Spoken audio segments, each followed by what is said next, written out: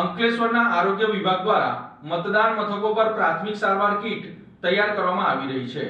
અંકલેશ્વર તાલુકા આરોગ્ય વિભાગ દ્વારા જિલ્લા પંચાયત, તાલુકા પંચાયત અને નગરપાલિકાની ચૂંટણીના સંદર્ભે તમામ મતદાન મથકો પર પ્રાથમિક આરોગ્ય સારવાર કીટ તૈયાર કરવામાં આવી રહી છે। ડિસ્પેચિંગના દિવસે મેડિકલ કીટનું વિતરણ કરવામાં આવશે। સાથે અસહ્ય ગરમીના કારણે ORSના પાઉચનું પણ વિતરણ કરવામાં આવશે। અંકલેશ્વર તાલુકા પંચાયત, જિલ્લા પંચાયત અને નગરપાલિકાની સામાન્ય ચૂંટણીનું મતદાન આગામી તારીખ 26 એપ્રિલના રોજ યોજાનાર છે। ત્યારે આરોગ્ય વિભાગ દ્વારા બહાર પાડેલી એડવાઇઝરી મુજબ અંકલેશ્વર તાલુકા આરોગ્ય વિભાગ દ્વારા મેડિકલ કીટ અંગેની તૈયારીઓ શરૂ કરી દેવામાં આવી છે।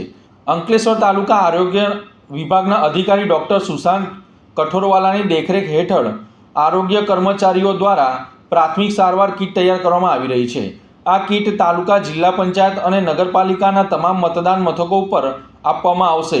આ કીટમાં જરૂરી દવાઓ ઉપલબ્ધ કરવામાં આવી છે।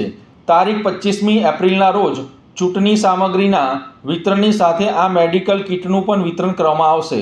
સાથે ઉનાળાની આકરી ગરમીના કારણે ORSના પાઉચનું પણ વિતરણ કરવામાં આવશે। તાલુકા આરોગ્ય વિભાગ દ્વારા તાલુકા, જિલ્લા પંચાયત અને નગરપાલિકાના ડિસ્પેન્સિંગ અને રિસીવ સેન્ટર પર મેડિકલ કીટ અને મેડિકલ ટીમ પણ તૈનાત કરી પ્રાથમિક સારવારની સુવિધા ઉપલબ્ધ કરવામાં આવશે। નમસ્કાર, હું ડૉક્ટર સુશાંત કઠોરવાલા, તાલુકા હેલ્થ ઓફિસર અંકલેશ્વર।